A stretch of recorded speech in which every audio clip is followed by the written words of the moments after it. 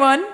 I'm so excited because today I have the first guest in my new studio here. Well, not in person, but anyway, as close as we could get. And that is Elizabeth from Charismatic Voice. And I'm so excited because I've dreamed of talking to her for quite some time. Welcome, Elizabeth. Hi, This Amy. is so lovely to have you here. And I'm just on the edge of my seat looking forward to our conversation together. I think it's going to be a lot of fun since we both have kind of a similar background and Yes. at the same time from different angles. And I've been wanting to get to know you for a while as well. Ever since I first stumbled Really? across your channel a few months ago, I was like, whoa, I really like this lady. So anyhow, I'm really excited that we get to talk as well. you know, that's actually something that I was curious about is what is it about my channel that appeals to you? Ooh, I think that we share some key values. One of those biggest values is that we're not just reacting to a video, we're really using it to teach. Mm-hmm. Yeah. Originally, when people said, oh, you should do reactions, I didn't love the idea because I felt like they could be a waste of time or that people could steal from a band's music. Or like detract from the band's views. I had a lot of concerns about what value was really provided. And I know that all of that is debatable as well. But for me, I wanted to educate about the voice and I wanted to educate about music. I see that totally in your get it. channel. I also think that there's a certain bubbly optimism and it just makes me so happy when people are spreading joy. So I think those two values. Make the world a better place. Yes, Make the world please. a better place through education, through music, art, and through just genuinely caring about people and having a grand time going through life, right? Yes, all of that. Yes, exactly. What do you like about my channel?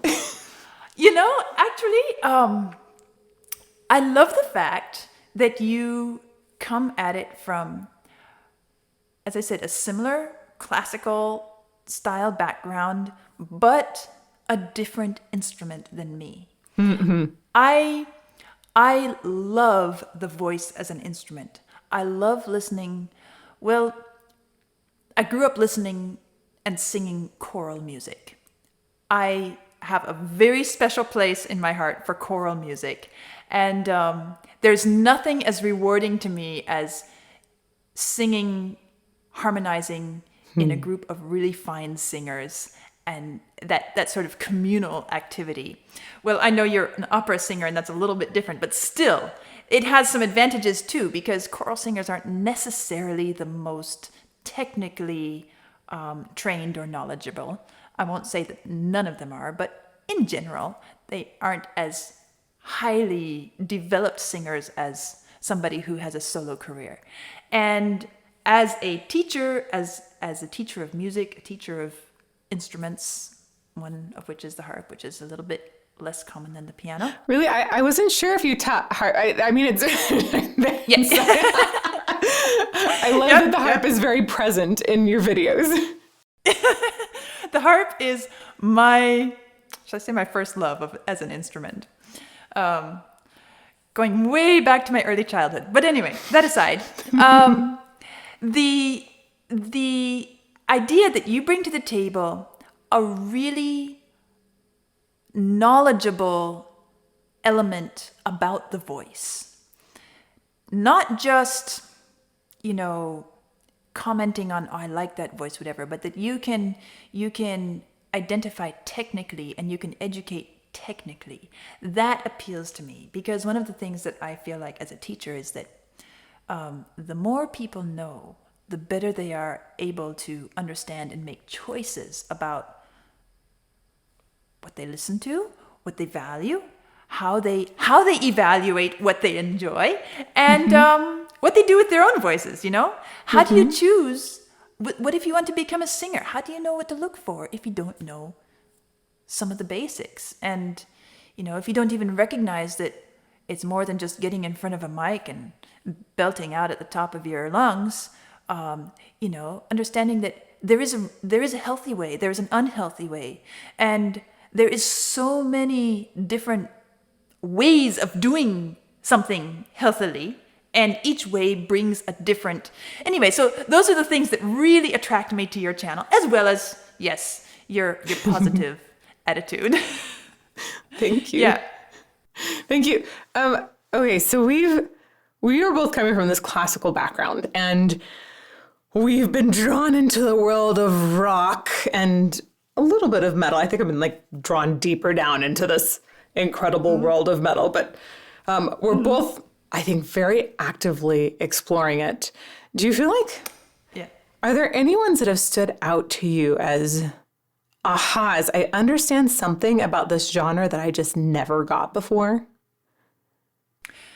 Well, I should probably back up just a little bit and maybe tell you a bit of my story. I don't know if you know my story of how I even got into this. I did watch your intro video on your channel. You watched my intro video. Okay. I'd love to hear So more. that's kind of in a nutshell, and I won't elaborate too much beyond that. But the idea is that really this was a black hole, I could say, a blind spot in essence.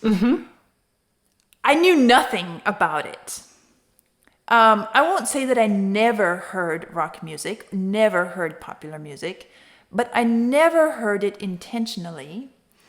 And I never even really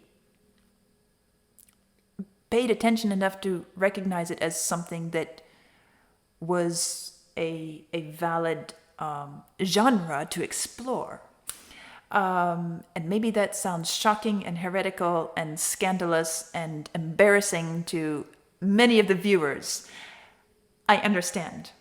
And I meant no harm and no disrespect and no insult towards the music that you all love and that I am learning to become familiar with and appreciate. But I knew nothing about it, really.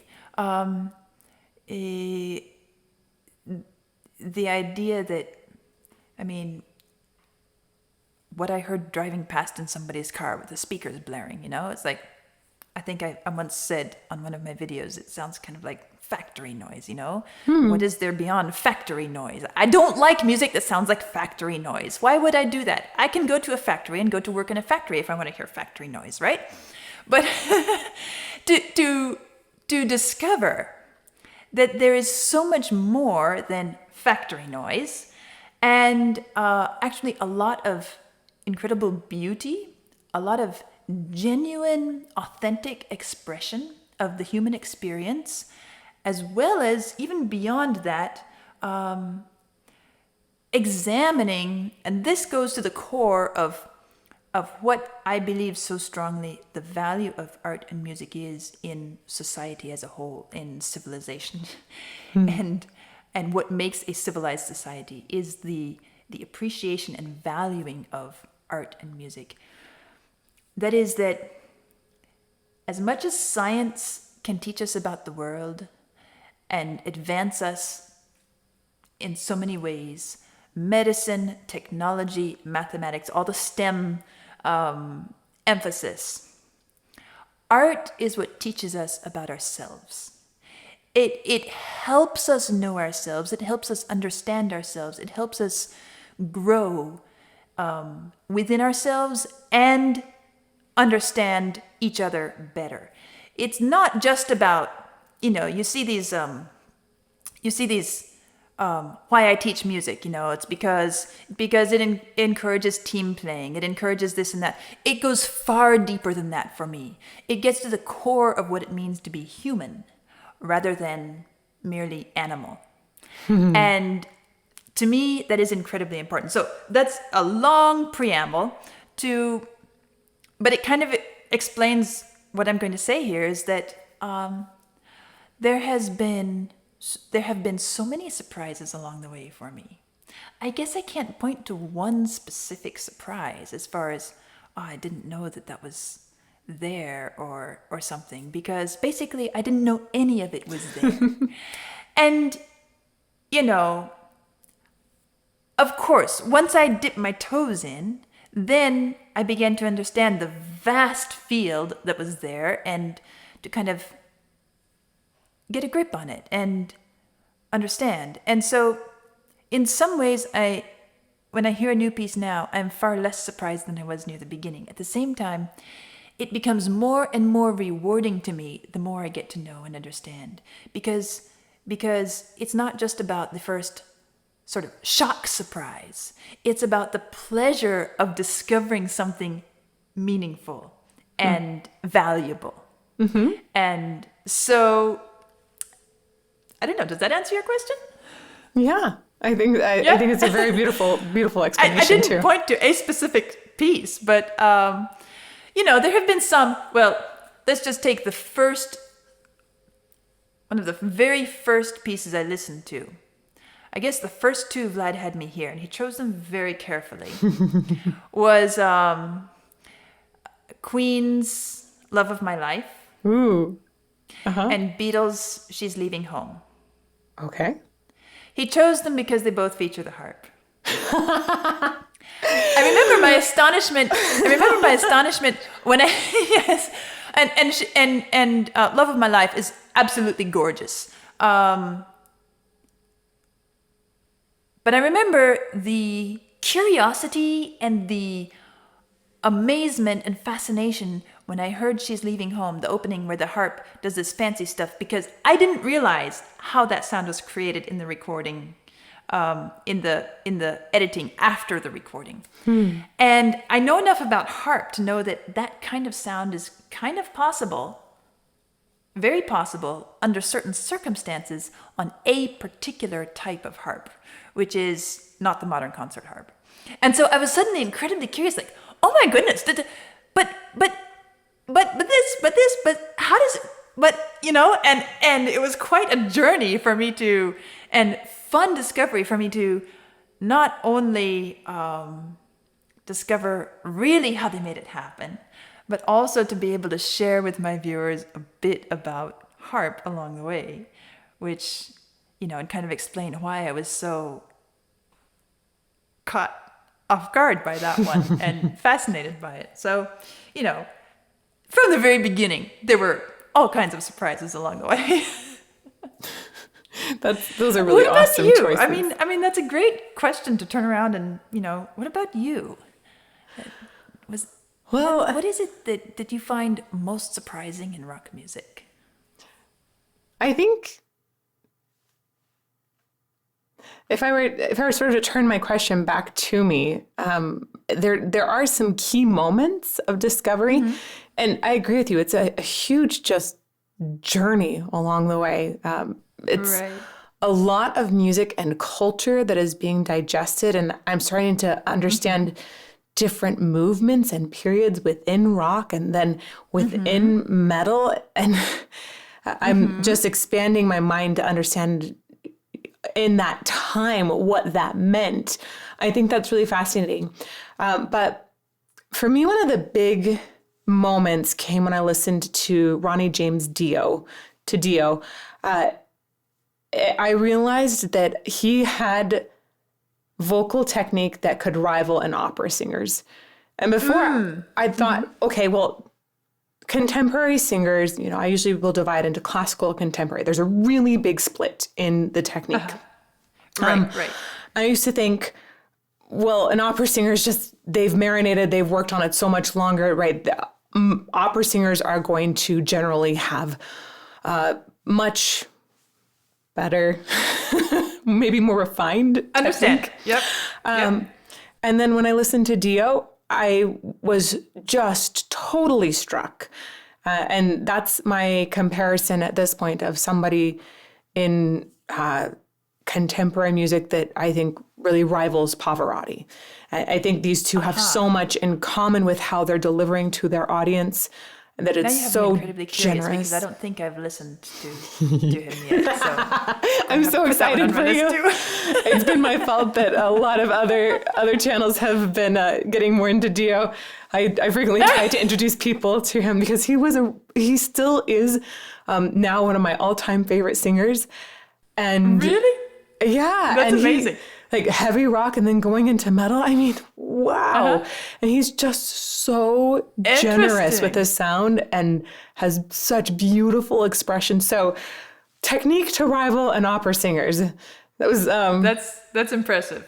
eye-opening and a little humbling at the same time, but I don't think I was approaching it as ever one is better than the other. That one might it's have just had... more noticing the differences, right? Yeah. And one comes from this centuries-long tradition, so obviously the rough edges have been able to be sanded off along the way. Right, one has And 400 years, one has 50. Right. So it stands to reason that one's going to be perhaps a bit more polished and have a bit more technical skill in general. And summarizing here, generalizing, but yeah, that has me really curious about his voice. I've got to check it out. It's really good stuff. And for a really long time too. So there's a lot to check out. All right. Man, and then I think there also was a crazy sort of parallel journey that was happening within metal for me at the same time when I first heard Ginger and Tatiana doing these growls and the screams, and that sort of launched this whole big curiosity, a question that I had of, wait a second, I had been told all my life that this sound would hurt, that this was bad for your voice. And I started questioning that, started hearing more and thinking, this doesn't actually sound like it's hurting. I started reading what little research was out there. And then that's set me on this whole extra path of vocal research into harsh vocals and distortion.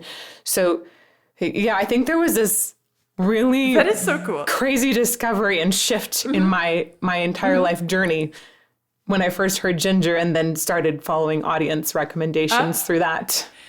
That is so cool because, as I said, I'm a harpist and a pianist. I'm not an opera singer. So you know far more about vocal technique than I do.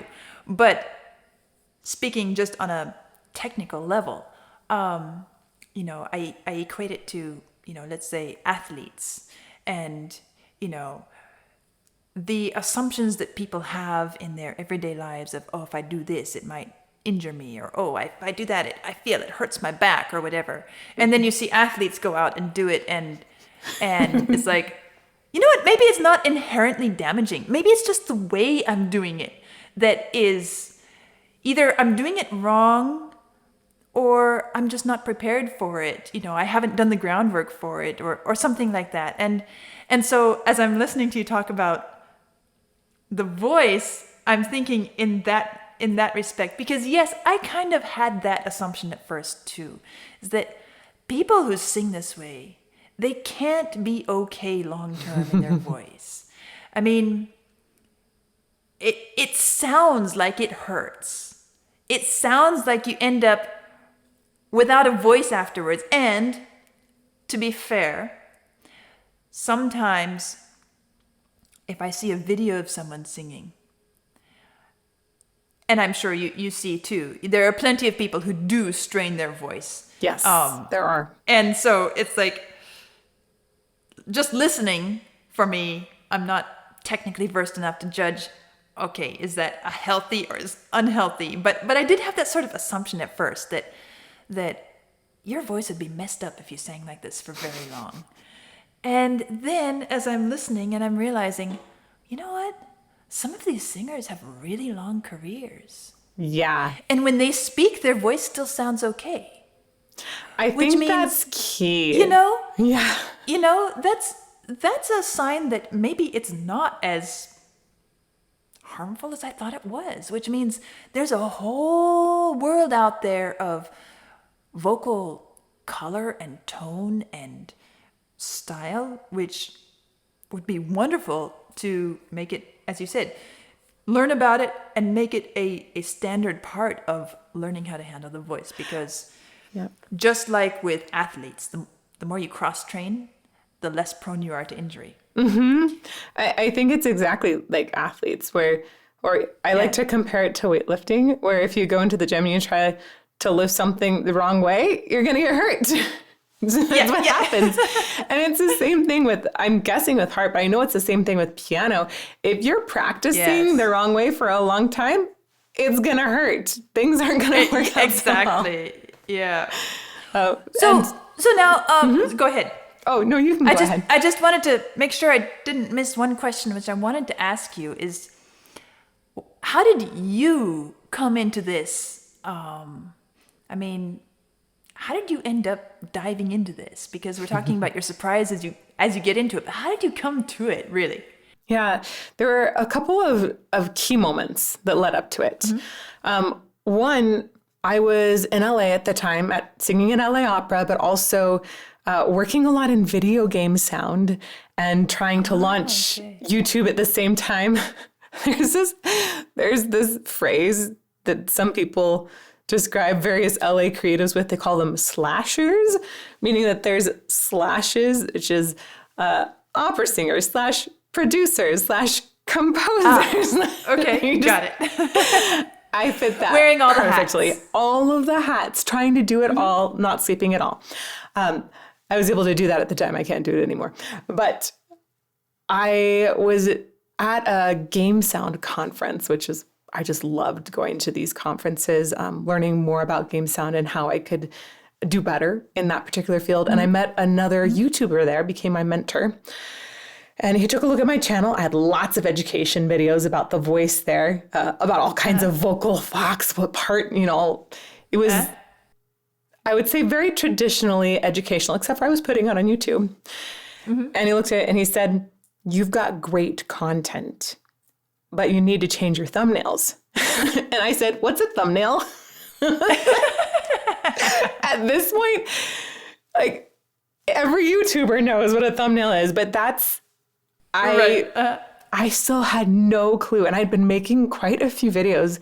I had good content, just didn't really know how to put a cover on the content yet. And so he started giving me some advice every now and then. Sean Daniel is his name, fantastic guitar channel. And then I was at a conference a few months later at NAMM. And that's right. Yep, I know that. For those of you who don't know, that is a bunch of music makers. Usually it's instruments or software. They come to this huge convention center in Anaheim, and all the musicians descend and everybody pick out from new across gear. the country. Yeah, shows it's major. There. And a bunch of YouTubers come to it. So I ended up with Sean at this YouTuber after party, talking mostly with a bunch of guitar YouTubers, and they were talking about my channel and what I should do. And one said, "Oh, well, reactions." And I said, "Yeah, my boyfriend's been suggesting that a whole bunch, but I'm not," because Kirk had been suggesting it for months. But I'd been resisting, thinking it didn't feel like it was educational. And it feels a bit frivolous when you hear the word reaction, right? Yes, exactly. A little frivolous. It didn't hold the weight I wanted. And especially for someone who's interested in education, like you, like me. Yes, exactly. So he started talking. We were actually in a group. We started kind of bouncing some ideas back and forth, and they asked me about what music I like in contemporary settings, and I talked about The Fifth Element because I love the opera scene in The Fifth Element with the diva Plava Laguna, right? She's singing an aria from Lucia at first, and then it goes into this electronic section. I think it's so amazing. And there's a lot of singers that cover this, and they said, "Well, why don't you talk about how they covered it?" And I said, "Oh, I could do that for days, talking about how it's different." So then my first real reaction analysis video was me talking about there were a few different singers, how they covered it, how each one was different. And from there, people started recommending a lot of other singers. And I really followed recommendations, led me to Dimash Kudaibergen, who was one of the first big singers I was consistently featuring on the channel. And then really I just followed the recommendations from there. Whatever was recommended the most, I would go with, because I would track that in spreadsheets like crazy. Now I have somebody else who helps track it for me, because that's a lot of time. But I absolutely, I started there, and it really blew up. Yeah, it was kind of crazy how fast it grew, as I'm sure you felt the same. Yeah, I was completely surprised. Well, I said it feels frivolous, but even before I understood what a reaction channel, like the classic reaction channel, and the idea that it's, okay, I'm reacting to music, even before I knew what that was, when Vlad was telling me, we should record your first exposure to this and put it on YouTube. Maybe people would like, and I'm like, who wants to watch me listen to a song that they already know? Like, what's the point? I don't get it. And it took a bit of pushing from him for me to actually take it seriously and think, okay, whatever, let's just go with it, because why not? It can't hurt anything, right? And smart guy. It was completely surprising to me. So both of our partners actually were egging us into it, and we were resistant at first. Yeah. Nice. Yeah. Good job. Good job, guys. Yep. Hey. Good teams bring different things to the table, and I can't say enough good things about the other half of this team. I love that about what you're doing too, that it's such a partnership. That's how I feel. It really is. Right? Yeah, it really I think it's amazing to get to work with your spouse on something that is so creative and bringing people together and surrounding music. What a wonderful life. Absolutely. I mean, it's like we get to work together, we get to play together, we get to make plans together. It's a thing that both of us love passionately from different angles, but we both love what we do, and it's just so nice. Yeah. Yeah, I agree. And you get to share childcare together. Oh, that too, definitely. Speaking of, the little one, I just heard her making noises. Vlad ran to check on her. I don't know if I'll have to duck out early or not, but hopefully he'll be understood. Kirk is currently on Mycroft duty, so it is wonderful to have another person who's watching after the YouTube channel that also is able to say, okay, I gotta go take care of this, and split that shared business weight and childcare weight at the same time. That's just amazing. Yeah, it's. I mean, I couldn't do it without him. Really, it wouldn't work. Yep. I completely agree. Yeah. So then here's another question I was thinking about. Okay, as a classical musician, you understand, like I know, and not just us classical musicians, but rock musicians and contemporary musicians too. We all have this understanding that, the old stuff, meaning the classical stuff that's been around for hundreds of years, has unlimited artistic and intellectual and emotional, and just simply it's unlimited in what it offers us. In other words, we'll never exhaust what Bach has to offer the world. We just won't. We'll never exhaust what Mozart has to gift us.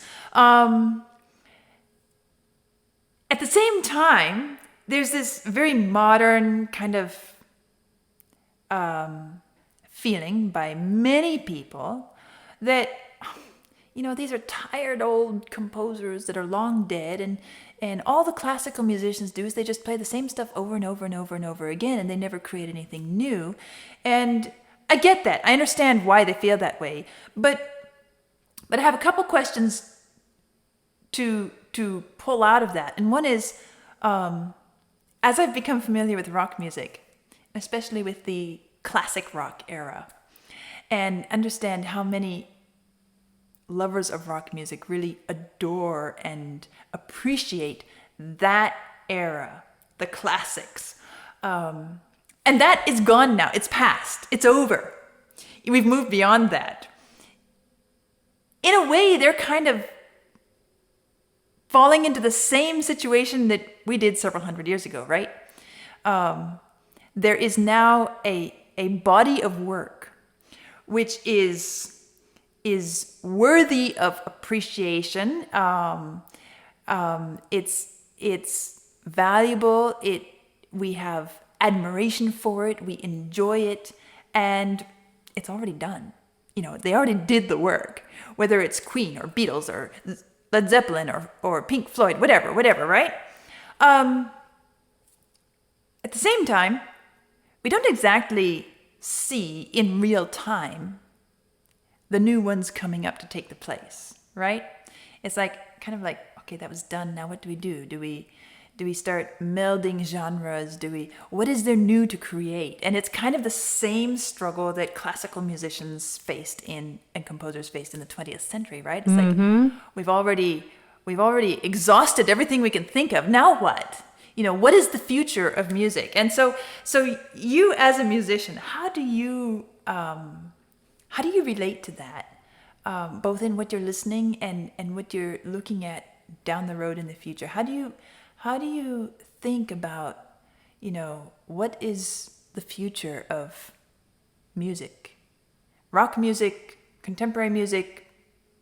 We'll leave classical out of it because, we don't have to go there at the moment. But or just music in general. Yeah. What is the future of music? In other words, do you see potential for other big influences and memorable bands or artists that will become classics like the classic rock artists did? When I think about the future of music right now, I think that there is this big overlord that has entered, which is AI. And really it's been around for quite a long time. And so I think when we're discussing future of music, we really have to discuss, I see three main things. Either how is AI going to assist current musicians in future creation of music? How is AI going to replace us? And or how are we going to deny AI? And I think that it's AI, no AI, or a mix. So when we think about that, I think that there are several options. And I think a lot about how the voice and vocal research play into these as well. I don't ever think that AI will replace us as musicians. At the very least, humans just have to keep creating music. Exactly. I think it is a fundamental part of who we need. Are. Yes.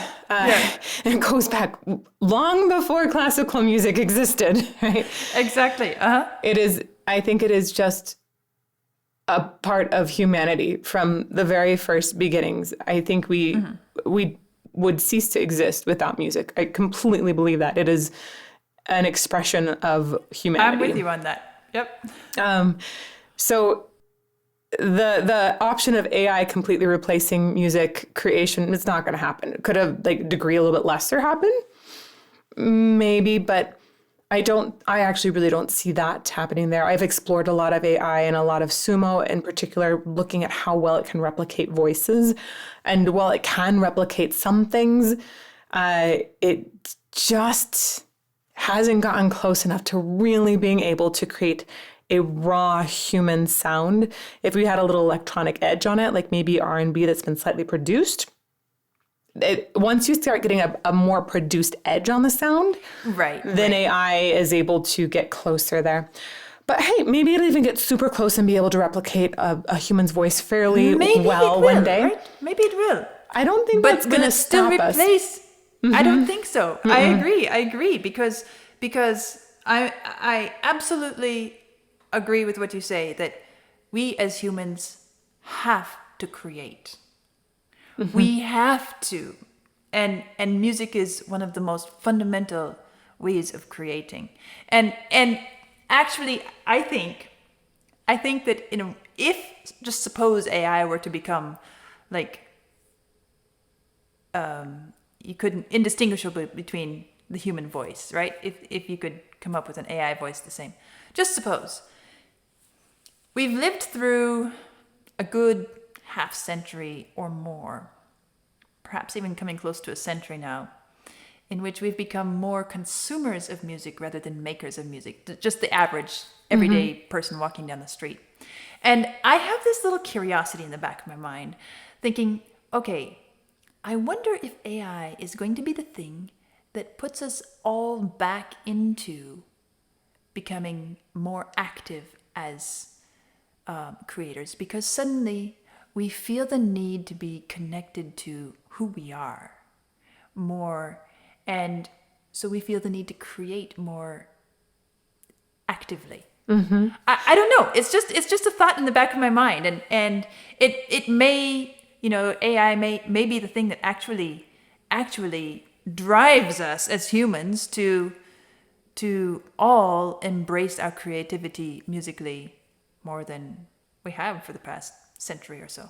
Yeah, I do think that AI and just a lot of music technology advancements have driven the barrier of entry to creating and producing your own music to be much lower. So That too. a person can completely, through self-teaching and a program, create and publish their own songs. So suddenly they can express themselves and compose, which I think is just appealing to so many different people on so many levels. I think it does actually enable a lot of creativity to be unlocked. And I think that as it continues, it'll continue to allow that creativity to be unlocked. People just need to learn how to use it better. Right, yeah. The option of mixed AI, or essentially AI assisting in human creativity, I see working extremely well so far. Yeah. And I think it's going to happen. Yeah, I think it is happening. Whether it's in literature or music or science or anything really, I think it's just going to be the way it is, because it actually is incredibly useful for a lot of things. Yeah. I recently became aware of Vocaloid, which is a huge genre in Japan. And I have always been I've always liked a lot of indie electronic music. Just kind of random. You're like, oh, no rock, no metal. But for some reason, I got exposed to indie electronic music a little earlier and went down that rabbit hole. So I think that the production that's put on the voice and the way that different libraries are used to create sounds is fascinating. I even have a library with Impact Soundworks that's based on my voice that is AI being used to recreate my singing and can be used to assist a composer in writing a movie score, a film score, or a video game score, which was sort of the original idea. I think that this sort of creation of sound by just being able to play things on your keyboard is really easy to access. People have actually been doing it for years and years and years. Right. And Vocaloid is using a lot more synthesized voice. It's extremely popular. This idea of people creating their own AI avatar that's performing pop concerts, that is just massive. It's happening. It's hugely trending. And I think that it is an interesting, it's still a creation that's made by people. It's not just an AI. It's somebody directing AI. It is someone's creation. It's someone's expression of themselves in some way. I think that's just beautiful and amazing. Is it different? Is it not the actual physical capabilities of their voice? Yeah. But does that mean it's better or worse? I don't kind think of like so. An animated movie or something like that, Yeah, exactly. Yeah. It doesn't have to be a real face on the screen to make me feel something. Right. Interesting. Yeah. However, that's pretty cool. That being said, future of music, I do think that trend is going to continue massively and just expand like crazy. But I also think there's going to be a really interesting return to live concerts. And often live concerts in a more intimate atmosphere with less production on them. That's because with technology, we were able to come closer and closer to these really big, out of this world, super produced sounds. there's something that we crave, I think, about that intimacy of somebody Exactly. Singing right in front of you, where you can feel their sound waves vibrating your whole body. That's just different. Like hearing the harp on a recording versus being in the space with a harp is so different. And I think that people will have sort of a wave of all of this other kind of music and want to return to that. I think, though, that we're going to find new ways to experience that in a live environment, maybe coming back to more of the chamber music, actually, like in Schumann, Schubert days, more living room concerts. I love concerts sort of thing, yeah, like unplugged. I think those kinds of concerts more frequently. But I also think about really unique experiences of opera. I'm of course thinking about where opera can go in the future, or classical theater or classical dance. I think that putting your audience in the middle of the experience is really special and something we can do that's immersive. There are incredible immersive events like Sleep No More in New York City, where you go into this like 5-story hotel and you're a part of all of the events that are happening around you. Oh, okay. Right. And I think that experience, it's so addictive. It's right. It is so tangible in a way that a record can't be. So I think, as you're talking about this, I'm reminded of an experience I had as a performer once. I was giving a performance, and it was a solo performance. I was the only one performing, and it was me with the harp. And somebody came up to me and said, "There's a woman here who is deaf, but she would like to hear the harp. Are you okay if she sits beside you and touches the instrument?" And I said, bring her up. We set her in a chair. And she was an older woman. We set her in a chair beside the harp and set it so that her reaching out to the instrument wouldn't interfere with my playing of the instrument. And she put her hand on the soundboard. And I went to play the first piece. And I touched the first string. It was a very, very gentle opening of a piece. But it impacted her so powerfully. She startled. Her hands flew off the soundboard. She looked almost afraid. And she was so excited. She kept trying to get her hand back to the, but she kept pulling it away. You know, it was an incredibly beautiful reaction to watch, where it was such of course, all she can do is hear through her hands, right? And the harp is a very live instrument.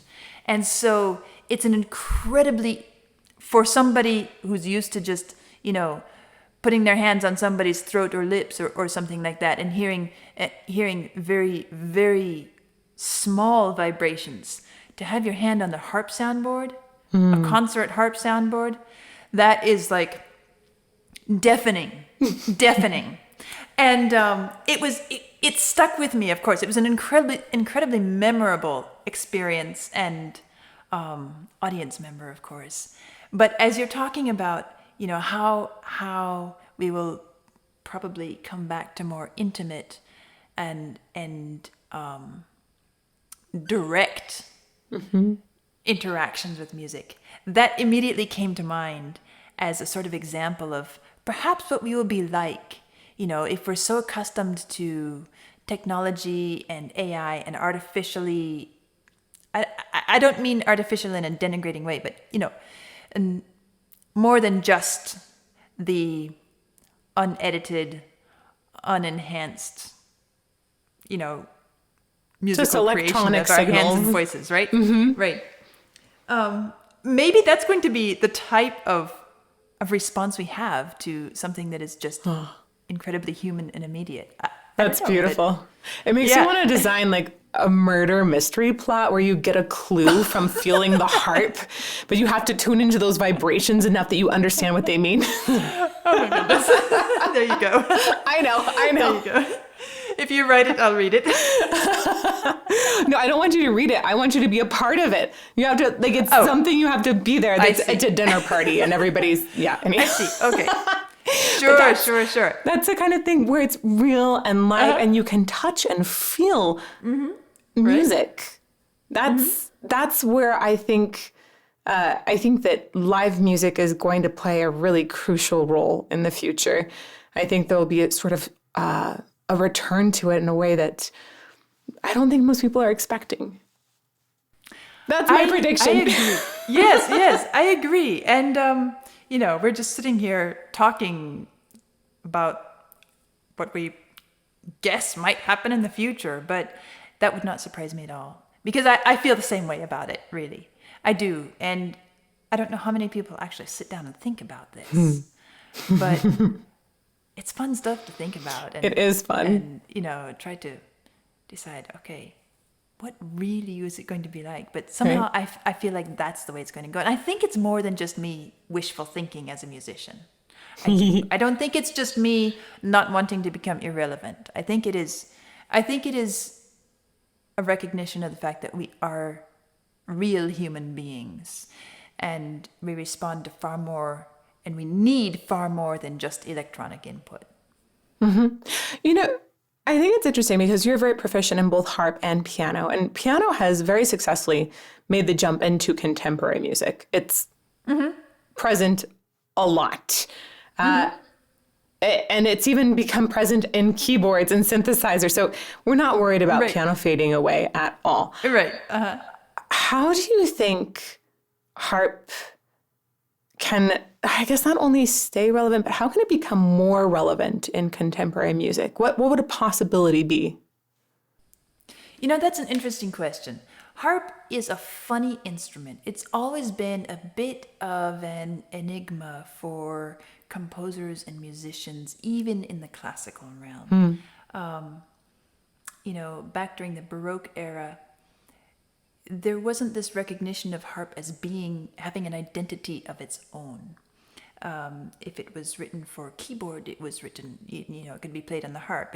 And continuo was, any keyboard instrument or harp or multi-string instrument like lute. There was this kind of fluidity between any instrument that could give you the harmonic support needed. And then moving into the classical era, harp actually began to get enough of a mechanism for modulation.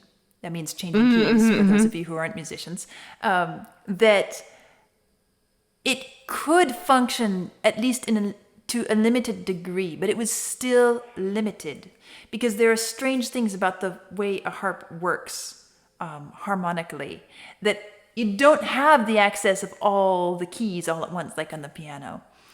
And then it was only in 1811 that the harp got the full capacity to actually modulate, to play in any key. However, it's not quite so easy because you change a note, you have another note, therefore unavailable.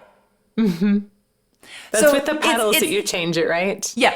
Yeah, with the pedals. So it has a lot of unique possibilities, at the same time some unique hindrances that have always kind of hung around it and been challenges. And just because you are a fine composer doesn't mean you know how to write for the harp in a way that the harp successfully works. That was one of the reasons I first started creating educational content on voice on YouTube, was because so many composers just were failing at writing for voices. It's like, okay, you can play piano, so you're like, okay, and I know the range of the voice, so, let's play something that sounds good on the piano and fits within the tenor range, and let's ask a tenor to sing it. Good luck with that. It's kind of the same thing happening with the harp. The harp is not a keyboard instrument. The harp is not a guitar. Something written for piano is going to be a nightmare on the harp. Something written for guitar is going to be a nightmare on the harp. The harp is its very own instrument. And so all that is to say that I think there is a real future for the instrument. As I'm sitting here looking at it, it's just, it has such a kind of otherworldly, going back to Marie Antoinette, glamour about it in so many ways. But it is a very real instrument with its very own identity. And I think that anybody who can tap into that as a unique identity, a unique instrument, is going to be most successful in placing it in contemporary music of any genre, any style. There's been a lot of experimentation, even in the classical world, with how can I make the harp sound different? Prepared instrument, with paper clips and felt and all the works. All sorts of different techniques to get different tone qualities and all of that. And then, of course, with the adding of amplification and distortion and all of that, there are harpists who are doing that as well. That's interesting. I haven't explored enough of that. I actually personally know a harpist over in the UK who does that. And I've listened to him play, but he's more jazz style. So, and he does jazz harp. Really, really, jazz can be pretty intellectual stuff. And I sit there and I think, right, am I smart enough to really understand what all is happening here? Right. Classical musicians are smart, but jazz musicians sometimes go off the deep end. Yeah. I have so much respect. Yeah, absolutely. So it's incredible what he does, but I haven't really seen anyone taking the harp in a new direction just for the sake of a new direction that impresses me. It always has to come from, like he does, he's a harpist. He was trained as a classical harpist. He was a virtuoso classical harpist, and he got into jazz from that angle. So he understands the instrument inside and out. He knows what works. And then he can take the mics and the distortion and the loops and all the other stuff and mix it in and use it in a way that creates something really, really idiomatic. And that, I think, is what's going to make it possible for the harp to come into its own in. It's almost like you need a Randy Rhoads or Eddie Van Halen, somebody, or Jimi Hendrix, somebody that's going to come along that really understands the instrument. I think the idea of bringing it into some sort of electronic amplification and having different signals that can move through that, but you have to fundamentally have this instrument you're working with underneath it, you understand, and you can then explore in a new way. I could see that. Like, what if harp was the next rock instrument? What would that sound like? I love that idea. I think that I've seen people on my channel recommend different, mostly progressive rock. Yeah. That uses harp here and there. And I haven't actually pursued that yet because I've just been trying to get a handle on the genre as a whole before I really dive into, where is my instrument going in this whole story. But at some point I might even start exploring and seeing who all has done what. And do I like it? Or am I like that? Right. That's always a big question. Exactly. Yep. Hey, even in classical music, take 20th century music. Do I like it? It all depends. It all depends. Very mixed bag. Yeah. So I think there's going to be that sort of mixed bag coming up, especially as people try to figure out how do instruments fit into all of this. It's so interesting hearing a lot of instruments played with in contemporary music, trying to see, how could this one fit in there? There's a lot of ethnic instruments I hear brought in, especially to electronic music. There was this bagpipe electronic metal that I heard the other day, which was the thing I never knew I really needed. It was so fun and upbeat and virtuosic. Really? It was like wild. That could either be really amazing or really horrible. I know, right? It was really amazing. We got lucky. But I do think it's really interesting how instruments are being woven in different ways into different genres. Yeah. I think one of the big things about now is that kind of all the barriers are gone. Mm-hmm. All the inhibitions are gone. Whether it's harmonic, stylistic, ethnic, instrumental, it's an understanding that in a way we have a blank canvas. It's almost like we have so much material we don't know what to choose from. That's one of those creative problems, right? One of the biggest inspirations you can ever give to a musician is a deadline. Right? Get it done by now. If you give any sort of confinement, it suddenly allows a musician to start going in one direction. Exactly. Otherwise, saying whatever you think is just debilitating. It is. Yeah. It's like, whatever you think, what do you mean? What, give me, you have to come up with a vision. You have to come up with a direction. You have to come up with at least a reason. Mm-hmm. Some reason or other. And I think that we're kind of at that point where we're sitting here and we're waiting. And I think it's going to be unique to every artist. What one's direction is won't be somebody else's direction. We already see that, really. But going forward, I think it's going to be a lot more of the same. Perhaps eventually morphing into something that has some sense of belonging together, or perhaps not. Perhaps it's, who knows? Right. I wonder if that contributes some to this sort of what almost feels like an identity crisis within a lot of young people. It feels like younger and younger people are being challenged to have to define themselves, and the sky is the limit. You can define yourself as anything. And when you are able to create literally anything, I think it boils down to, well, what do you want to say? And sometimes people just haven't been on enough of a journey yet to know what they want to say. Sometimes they do have something they really are ready to say in the moment, but then years later they look back and say, "Oh, I shouldn't have said that yet." It's kind of like a lot of pressure. It's kind of like the challenge of how does one responsibly direct a child virtuoso?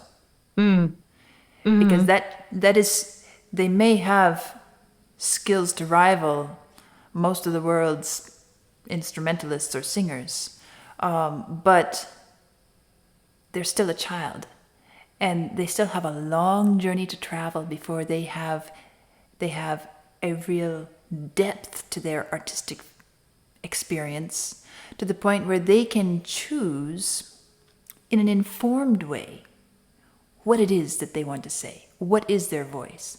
And it's a balance, because you don't want to hinder them, hold them back. At the same time, you don't want to destroy them by just throwing them out before they really have a reason to be there. And this is one of the reasons everybody should put their kid through music lessons, because it is self-discovery on a whole nother level. Absolutely. Well, it's been great talking to you. I don't want to keep you too long. I know you have family to get to, but I wanted to just kind of wrap up with kind of returning to talking about your research program, vocal research program, because I think that is absolutely amazing, incredible. I love it. In spite of the fact that I am not a solo singer, right? But I love it. And that's why as soon as I became aware of it, I basically jumped on the bandwagon. I shot a video and put it on my channel and said, please, everyone, take a look, support it. Because to me, that sort of thing is so exciting and so incredibly valuable and contributes so much to this that we've been talking about, the future of music. Thank you. We could even get really melodramatic and say the future of humanity if we want to. I know, right? As long as we're going that far. And I was really excited to see that you reached your monetary goal so quickly, because I know how important financial support is when you're taking on real bona fide research project. Yeah. Research is so expensive. Just tell me, absolutely. So where does it sit right now, and what should we, what do we expect as far as when do we get to hear more about it? What are the results, the outcome, the conclusion? What's the latest news, and how do you see it going in the future? Oh, well, there's actually quite a bit of news that just recently happened, which is really exciting. So I'm all ears. We wrapped up the Kickstarter that was funded at the beginning of October. Side note, I was so sick during the Kickstarter with morning sickness. So we didn't just announce until recently. And I was like, oh my gosh, I'm on live stream getting my makeup done and I feel like I'm going to puke right now. So behind the scenes. Ugh. But that being said, just fantastic funding campaign showing incredible support from community, which is brilliant. So we actually were originally shooting for 6 artists. I think we're going to be able to bring 8 artists in total, which is just super, super amazing. And we're going to try and do them in groups of 4. It's really hard to schedule artists. It's really hard to schedule artists and an entire research team and pregnancy. Currently, it's looking like we're going to be bringing our first group of artists in early 2025 before baby comes along, which is essential. Yay! And so we have 4 artists that are coming in. The research time is already set aside. We're about to buy travel and get it going. We've got everything planned. So that's really exciting. That's fabulous. Yeah. So that is proceeding, and a lot of the Kickstarter fulfillment also has gone really, really well. We've just been on top of it like crazy. I'm really proud of my team. But the other thing that's really exciting is just, was it a week and a half ago? We were at Fall Voice, which is a conference. It's a voice scientist conference. Yes, they exist. A bunch of nerdy people talking about voice. Cool. So we ended up actually presenting some of the findings from Will's pilot study, which we had completely funded. The Charismatic Voice had funded the pilot study at University of Utah, and researchers also donated a lot of their time. So that we did the first one where we just put the camera down his voice. And then the second time we brought him back, we actually outlined the procedure saying, he's the first patient. We're going to gather data in this specific way. We plan to publish papers in this specific way. So it was much more formal. And we just presented some of the DMRI findings, which is huge. And it's on this amazing poster. I'll make sure that you have access to the PDF. Most people probably won't understand it. That's okay. Some of the takeaways that I can sort of start to simplify. One, there's so much data. We can spend decades analyzing it.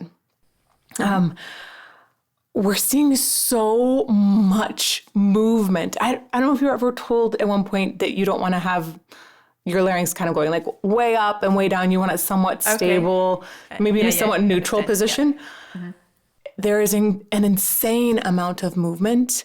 And then we're seeing in the vocal tract, so all of this area, we've looked at in classical musicians so much. We'd never on a DMRI ever seen these sounds made. The amount of mobility that he has is mind-boggling. One of the top researchers, the person that runs the lab in Utah, she and I just sat in front of the poster, we stood in front of the poster for half an hour just discussing some of these initial findings. And she said a lot of times we describe singers as vocal athletes, but I think we should really describe harsh vocalists or vocalists using a lot of different types of distortion as vocal tract athletes, because the shapes are so wild and so extreme. It's amazing. And of course, keep in mind, we're also able to start seeing where the sources are coming from this view, rather than just the camera view. The camera view, the moment you have a top part of the larynx that's constraining, you can't see below it anymore. Right. Right. So it's so important that we get into DMRI, and this is the first time ever. So we can start seeing in here, like, oh, okay, yeah, we have vocal folds. Oh, and it looks like area epiglottic is there. Oh, the epiglottis is in this particular position.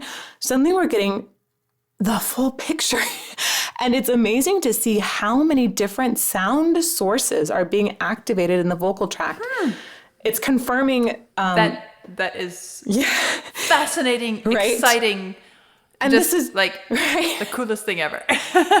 And it's the big difference between somebody being able to make these sounds long-term or not. If they're trying to make really harsh sounds with their true vocal folds, that from all we've learned so far, exactly, your vocal folds are fussy. They're very stratified and very delicate. The other tissue above, it seems like it's a little bit more resilient and it just has different structures. We haven't seen singers presenting with any sort of pathologies that are related to that tissue, whereas that happens with the vocal folds all the time. So now that we're starting to get a picture of what tissue is being used in different sounds, just in one person so far, all of us are really eager to apply it to a lot more singers, because you can't just say this is the way to do it when you only have one person. And even of course. with 8 more singers, that's still considered a pretty small, steady number, but it's a start. But it's a start, of course. The other thing that was wildly exciting that we saw at Fall Voice, and I know I'm going on about this, but I'm just so excited about it. I love it. There is another poster presented by some colleagues that are doing similar research. So this is Getty Warner and Sarah Curvin are the researchers involved here. Aaron Johnson, also based in New York. They're looking at using these kinds of distortions for voice therapy, which I alluded to in the Kickstarter. It is already going to the next step. I caught that little nugget of information and I thought, how cool is that? Because cool. Really we're talking about, go ahead, go on, keep talking. I want to hear everything. So already the little bit of information that we have is getting applied to all kinds of health situations, mostly just located in the voice so far. But Getty helped a young boy learn how to speak at all using his ventricular folds. And this is from working with things like throat singing. So there were other people that are talking about the potential for all of these are considered SOVT exercises at their fundamental just function. So that means it's semi-occluded vocal tract, and we know in tons of research that that's really, really healthy for the voice, for your vocal folds. So we're able to create that inside the vocal tract instead of needing a straw. And that has amazing potential just for vocal health all over. But it also has some interesting applications that some of the researchers we were there with were asking about, things like cough suppression, because chronic cough is a really, really big problem. So right now we're focused on this. I think there's some other research being done on thyroid activation, which starts to get into metabolism and hormones. I mean, that runs all of our bodies. So I love that already, just from this like little bit, it's actually getting to those health benefits that I'm really, really eager to see.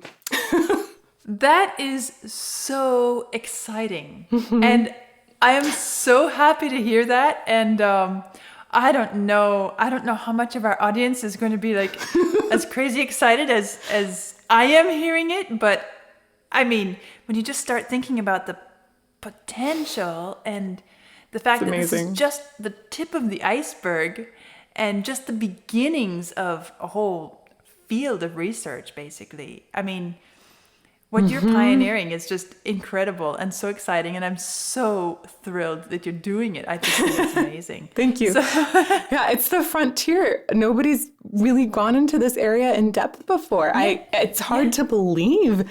And I'm just so excited that we get to dive in. I think that is so wonderful.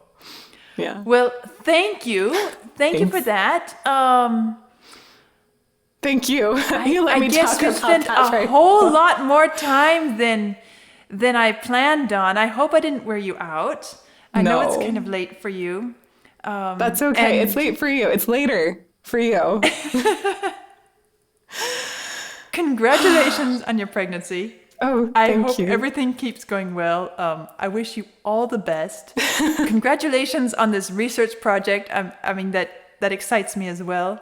But really, you know, I understand that family is the most important, and I really send you genuine wishes and care for safe, successful, comfortable, you know, everything you need, and just the best happiness coming up.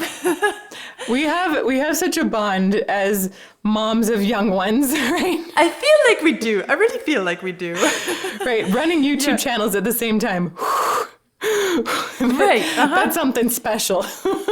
It is, especially, you know, kind of a home-based thing. And there have been a lot of home-based businesses that moms have done through the years. But this one is a little bit unique because, well, I can teach a lesson with my child in the room. It's a bit more difficult to record with my child in the room simply because, yeah, the mic.